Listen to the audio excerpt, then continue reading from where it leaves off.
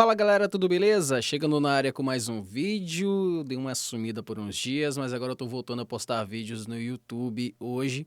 Vamos falar sobre as últimas informações do esporte acreano, de uma forma um pouco resumida para vocês. Hoje eu vou falar do Atlético Acreano. O Atlético Acreano, que havia empatado em 0-0 aqui no Florestal pro Boa Esporte, empatou em 0-0 com o Boa Esporte e agora perdeu de 3-0 para o São José. A situação do Atlético Acreano ficou mais complicada ainda. Ele está com 8 pontos em último lugar. Em penúltimo, à frente dele, o Luverdense está com 12 pontos, 4 a mais que o Atlético Acreano, e o Tombense com 13 pontos é o oitavo, 5 a mais que o Atlético Acreano. Com essa vitória, o São José agora lidera o Grupo B com 22 pontos, 2 pontos a mais que os vice-líderes Volta Redonda e Juventude, deixa eu ver aqui. Volta Redonda e Juventude. Sim, realmente. E o Remo está em quarto com 19 pontos, empatado ali com o Paysandu, que também tem 19 pontos, também está na briga por uma vaga para a próxima fase. A situação do Atlético Acreano ficou mais complicada ainda. O Galo Carijó fica mais próximo da Série D.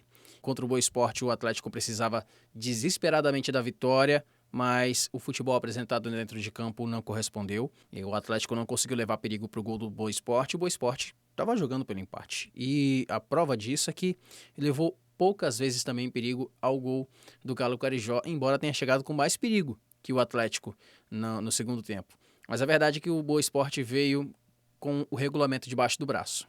Pegou, foi jogar por uma bola, não conseguiu fazer o gol nas bolas paradas, que foi só o que o Boa Esporte tentou em todo o jogo, foi tentar fazer gol no Atlético em bolas paradas, jogadas aéreas, não conseguiu, 0-0, empate é bom pro Boa Esporte, e o Atlético continua nessa lama. E nas últimas semanas, o Atlético perdeu 5 jogadores. O atacante Stênio, meio-campo Marcílio, o goleiro Miller, o atacante Falque e o volante Joel. Alguns deles eram até peças importantes para o plantel do Álvaro Miguéis, que a direção já disse que vai mantê-lo, e também a direção do clube disse que não vai fazer mais nenhuma contratação para o campeonato. E assim, o Atlético Acreano ele vem de vários problemas desde o início do Campeonato Brasileiro da Série C. Eu posso dizer que o futebol acreano ele está em baixa. A gente sabe que o Atlético Acreano está na zona de rebaixamento da Série C. Rio Branco e Galvez foram eliminados na primeira fase e não há projeção de melhoras para a Copa Verde, que é o próximo torneio que vai ser disputado pelos acreanos. Eu já vou chegar nele, mas calma aí. O Atlético Acreano precisa vencer os próximos jogos se quiser sair da zona do rebaixamento na Série C. Então, próxima partida do Atlético Acreano vai ser aqui em Rio Branco, no Florestão, contra o Clube do Remo, adversário dificílimo, e o Atlético tem que vencer o Remo e torcer para Luverdense e Tombense tropeçarem, para o Atlético ao menos se aproximar deles. O Luverdense joga fora de casa contra o Volta Redonda, que está brigando pela liderança do campeonato junto com Juventude e São José do Rio Grande do Sul. E o Boa Esporte enfrenta o Paysandu também fora de casa. Então essa é uma oportunidade para o Atlético Acreano pelo menos se aproximar, voltar a ficar ali colado com Luverdense e Tombense para lá na frente ultrapassar e quem sabe sair dessa zona maldita. Vamos esperar para ver. Com o futebol que tem apresentado, acho difícil, mas vamos esperar.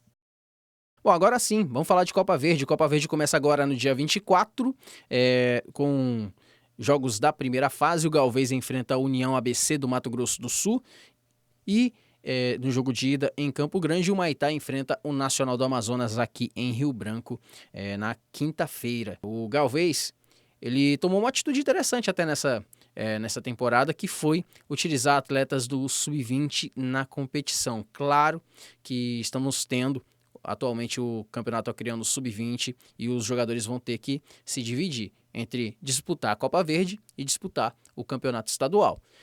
Acredito que é até válido, porque você dá um ritmo de competição para os jogadores. E é claro que vai ter um pouco do desgaste, mas o Galvez tem que saber trabalhar muito bem a parte física para que os jogadores não sintam desgaste físico e também para que eles possam trabalhar melhor o emocional. A gente está falando do grupo que se destacou esse ano na Copa São Paulo de Futebol Júnior e colocando esses meninos em campo numa competição oficial, profissional, você pensa no futuro, porque ano que vem a base do Galvez provavelmente venha a ser essa do time sub-20. Então, para você disputar o campeonato acreano, promete muito esses jogadores do Galvez. Já o Maitá montou um elenco doméstico, contratou alguns jogadores acreanos que estavam atuando fora do estado, e ele enfrenta o Nacional do Amazonas. Nacional do Amazonas, a gente sabe aqui, acreano e quem é do norte sabe que o Nacional é um time tradicionalíssimo do futebol amazonense, muito forte, tá no patamar de fast clube. O Manaus está um pouquinho acima, o Manaus que, inclusive, quero parabenizar pela excelente vitória sobre o Caxias no fim de semana, 3-0, vaga na Série C garantida, merecidíssimo o acesso do Manaus para a terceira divisão, hein? Mas assim, voltando para o Nacional. O Nacional é um time tradicionalíssimo, vai ser um adversário pedreira para o Maitá, mas camisa não ganha jogo. Então, o Maitá pode entrar e surpreender o Nacional, hein? Então, tudo é possível. Se o Maitá apresentar um bom futebol, conseguir jogar bem, pode superar o Nacional. Mas vamos esperar. Por enquanto, o Nacional tem mais, digamos, é mais calejado nessas competições, tanto de mata-mata como competição regional e nacional, então tem mais peso. Mas vamos esperar para ver. Galvez e União ABC. A União ABC eu confesso não conheço muito, do futebol sul-mato-grossense, né? Que é do Mato Grosso do Sul, mas tem tudo também para ser um confronto interessante, principalmente porque o Galvez vai utilizar o time sub-20, a base para a Copa Verde e quem sabe também no futuro para os próximos estaduais, tanto de 2020 como de 2021. Vamos aguardar. Agora vamos falar o último item de hoje, que eu achei bastante inusitado, mas que traz uma reflexão muito, que até é séria, mas que é interessante, que é uma notícia que não é de agora. É de já algumas semanas, uma semana e meia atrás, mas que chamou muita atenção. É que o presidente do Nauas e o técnico da equipe, o Zacarias Lopes, resolveu investir o dinheiro da poupança do filho na venda de farinha de mandioca para tentar angariar recursos para o clube. Ele já se pronunciou, disse que não vai comprometer em nada nos investimentos para os estudos do filho dele, e esse dinheiro é para captar recursos para o time dele, para o Nauas. Quer dizer, provavelmente ele não conseguiu os patrocínios que precisava para pagar as dívidas do clube e manter o clube funcionando. E é o que é feito? Vou abrir a minha própria oportunidade de pegar e manter o meu clube funcionando. Vou investir na venda de farinha. E a gente sabe que a farinha é uma iguaria muito procurada aqui nos estados do norte, principalmente aqui no Acre. Todo mundo adora farinha, usa muito na culinária. E a farinha de mandioca de Cruzeiro do Sul é maravilhosa. Então, eu acho que ele faz um investimento válido, mas aí isso é uma iniciativa bacana, interessante, inusitada, mas vale trazer a discussão, a captação de recursos para os clubes. No início do campeonato, eu entrevistei vários dirigentes e representantes dos clubes, dos 10 clubes que estavam que disputaram o campeonato acreano neste ano. E para alguns deles eu fiz uma seguinte pergunta: qual a maior dificuldade que o clube tem atualmente? A maioria me respondeu dificuldade financeira ou custos para manter o time. Então, todos os times passam por essa dificuldade. Rio Branco entrou o ano do centenário, fez várias contratações e agora está devendo mais de R$1 milhão. Então, todos os clubes passam por essas dificuldades financeiras, cada um se mantém do jeito que pode, mas patrocínio para essas equipes menores é muito mais difícil do que parece, por vários motivos. Tanto que a realidade do nosso futebol é diferente. Não é um futebol profissional como é nos grandes centros. É um futebol semiprofissional, em que os jogadores, alguns até vivem do futebol aqui, mas outros, eles, além do futebol, quando acaba o campeonato acreano, que o time dele não vai disputar mais nenhuma competição, aqui, por exemplo, São Francisco, os camaradas, eles pegam, vão treinar à tarde e de manhã os caras trabalham. Tem jogador de futebol, o Gessé, que fez o gol que o Pelé não fez, que ficou famoso por ter feito aquele golaço.